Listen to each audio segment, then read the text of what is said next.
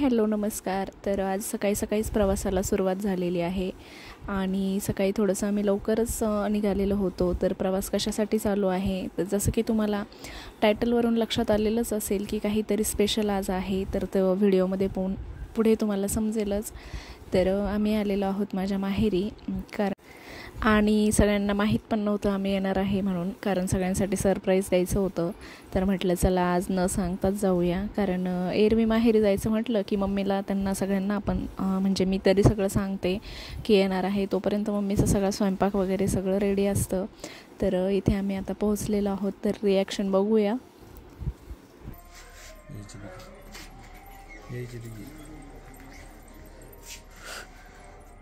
तर रिॲक्शन पाहायचं।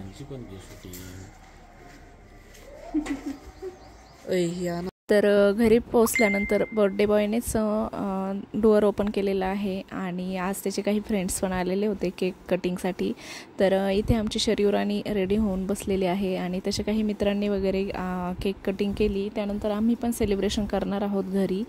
तर हा माझा छोटा भाऊ आहे। तर हा बरेच दिवस झाले शिक्षणाच्या निमित्ताने तो विदेशात होता, बाहेरच्या देशामध्ये। तर त्यामुळे आमचं त्याच्यासोबत सेलिब्रेशन बरेच दिवस झालंच नाही, कारण तो 2-2 वर्ष घरी येतच नव्हता आणि एकाही बड्डेला तो तिकडे गेल्यापासून इथे नव्हता। त्यामुळे मग यावर्षी सगळ्यांनी ठरवलं की यावर्षीचा बड्डे आपण छान असा स्पेशल करूया आणि सगळे एकत्र येऊया। त्यामुळे मग आम्ही देखील आलो होतो। तर जसे काही मित्र वगैरे आले होते, नंतर त्यांचा नाश्ता वगैरे सगळं झालं, ते गेले। त्यानंतर आता इथे संध्याकाळी आम्ही जे घरच्या घरी सेलिब्रेशन करणार आहोत तर ते करून घेणार आहोत। तर हा आहे माझा मोठा भाऊ जो पिंक शर्टवाला आहे तो, आणि हा आहे छोटा भाऊ। तर आणि शरीर बेबी बघू शकता, लहान मुलांचं कसं असतं, त्यांना केक वगैरे म्हटलं तर खूपच जास्त हौस असते मुलांना, बर्थडेपेक्षा ते केक खायला खूप जास्त आवडत असतं। आणि इथे आता आम्ही ऑप्शन वगैरे करून घेतो छान, आणि बर्थडे घरच्या घरी सिंपल असा करणार आहोत। त्यानंतर मग जेवणासाठी आम्ही बाहेर जाणार आहोत।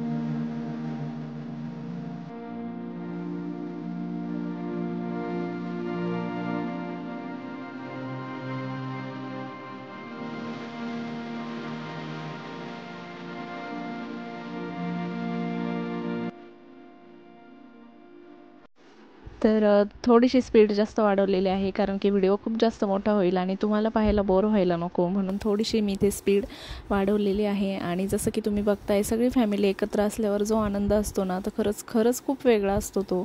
कारण आपण कधीतरीच काहीतरी निमित्ताने किंवा काहीतरी सेलिब्रेशन असेल, कुठे लग्न असेल तरच एवढे सगळेजण एकत्र येतो, नाहीतर एरवी सगळ्यांचं एकत्र येणं होतच नाही। जसं की बघा ना, आता मी माझ्या सासरी असते आणि हा माझा छोटा भाऊ आहे, तो देखील शिक्षणाच्या निमित्ताने एवढे दिवस बाहेरच होता, तर त्याची आणि आमची पण भेट बरेच दिवस होतच नव्हती. आणि मुलींचं पण कसं असतं ना, लग्न झाल्यानंतर त्यांचं पण सारखं सारखं येणं होत नाही. तर थोड्या दिवसातून असं सगळे एकत्र आले ना की खरंच खूप छान वाटत असतं आणि असं यायलाच पाहिजे, कारण फॅमिली असते. आजकाल काय होतं आहे ना, सगळ्यांचं शेड्यूल अगदी बिझी झालेलं आहे. सगळेच खूप बिझी असतात आपल्या आपल्या कामांमध्ये आणि कुणाचं कुठे जाणं येणं आता खूप कमी झालेलं आहे. पहिले कसं असायचं, सगळे कुठल्या ना कुठल्या कारणाने एकत्र यायचे. दिवाळी असेल तर मुलं सुट्ट्यांमध्ये 15-15 दिवस मामाच्या गावी राहायचे. पण आता तसं होत नाही. मुलांना पण ट्युशन, क्लासेस, हे ते, याचे क्लास, त्याचे क्लास, खूप काही काही असतं. तर अक्षरशः मुलांनासुद्धा मामाच्या गावी जायचं म्हटलं तर 1 ते 2 दिवसांच्या वर सुट्टी आता भेटत नाही आहे. तर आम्ही जेव्हा छोटे होतो तेव्हा मामाच्या गावी उन्हाळ्याच्या सुट्टीमध्ये पण पूर्ण दिवस मामाकडे आणि दिवाळीच्या सुट्टीमध्ये पण पूर्ण दिवस मामाकडे. आजकालच्या मुलांचं तसं होत नाही. तर इथे आता आम्ही सेलिब्रेशन वगैरे छान झालं आणि जेवण्यासाठी बाहेर आलेलो आहोत. तर खरं तर मग आल्या आल्या मला या हॉटेलचं नाव बघूनच थोडंसं हसायला आलं, कारण थोडंसं युनिक आणि वेगळं नाव मला या हॉटेलचं वाटलं. तर सगळे म्हणत होते घरी आपल्याला आईच्या गावात जायचं आहे, आईच्या गावात. तर मला लक्षात आलंच नाही, पण इथे आल्यानंतर हे बघितलं तर हॉटेल खरंच खूप मस्त होतं. आणि इथे अक्षरशः वेटिंगला सगळे बसलेले होते का, तर मला आल्या आल्या वाटलं की इथे एवढं काय स्पेशल असेल की लोक वेटिंगमध्ये बसलेले आहेत जेवणासाठी. आम्हाला देखील थोडा वेळ वेट करावं लागलं आणि त्यानंतर आता हा टेबल बुक झालेला आहे. तर आम्ही 8 ते 10 जण होतो, त्यामुळे आम्हाला थोडंसं लवकर भेटलं आणि बरेच लोक वेटिंगमध्ये बसलेले होते. चला म्हटलं आता स्पेशल असं या हॉटेलमध्ये काय आहे तेच चव चाखूया. तर जेवणामध्ये आम्ही सिंपल असंच मागवलेलं होतं, पण पनीर मध्ये 2-3 प्रकार आम्ही मागवले होते. कारण काय होतं, मसाला पनीर बऱ्याचदा खाल्ले जातं आणि घरी देखील बनवतं. म्हटलं चला आज थोडेसे पनीरचे वेगळे प्रकार मागवूया, म्हणून आम्ही इथे जे मेन्यू कार्ड आहे ते बघून तर अक्षरशः एवढे मेन्यू या हॉटेलमध्ये अवेलेबल होते की काही काही नावं तर आम्हाला तर माहीत पण नव्हते. पण म्हटलं चला काहीतरी वेगळं मागून बघूया. तर इथे सगळ्यात पहिले स्टार्टरमध्ये नागलीचा पापड आम्ही मागवलेला होता. तर खरंच अतिशय भन्नाट अशी चव त्या पापडाची होती. आणि त्यानंतर जेवण यायला थोडासा वेळच लागणार होता, म्हणून थोडंसं स्टार्टर आम्ही मागवलं आणि सुरुवात सगळ्यांची झालेली आहे. तर हॉटेल खरंच छान आहे आणि टेस्ट पण अगदी मस्तच होती.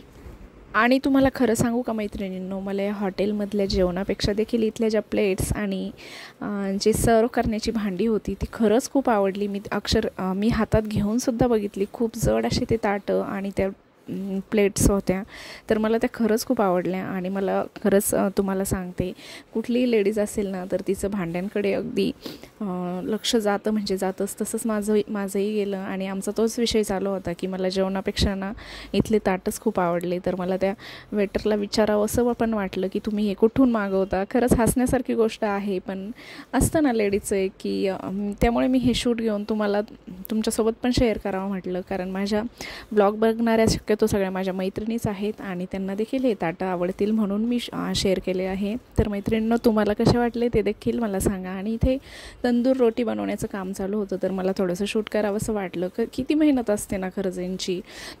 दिवसभर ऑर्डर चालू असतात आणि हे लोक दिवसभर उभं राहून आपल्यासाठी गरमागरम रोटी तयार करत असतात. तर इथे आम्ही आज नवीनच एक प्रकार मागून बघितला होता, तो म्हणजे व्हेज पटियाला म्हणून. खरं तर हे आम्ही फर्स्ट टाईमच ट्राय करत होतो, पण खरं सांगू का याची टेस्ट आम्हाला अजिबात आवडली नाही. आणि हा जो व्हेज पटियाला आहे तो सगळ्यांनाच आवडला नाही. म्हटलं चला काहीतरी वेगळं, कारण आपण नेहमी तेच खातो, पण खरं जे आपलं असतं ना तेच चांगलं असतं.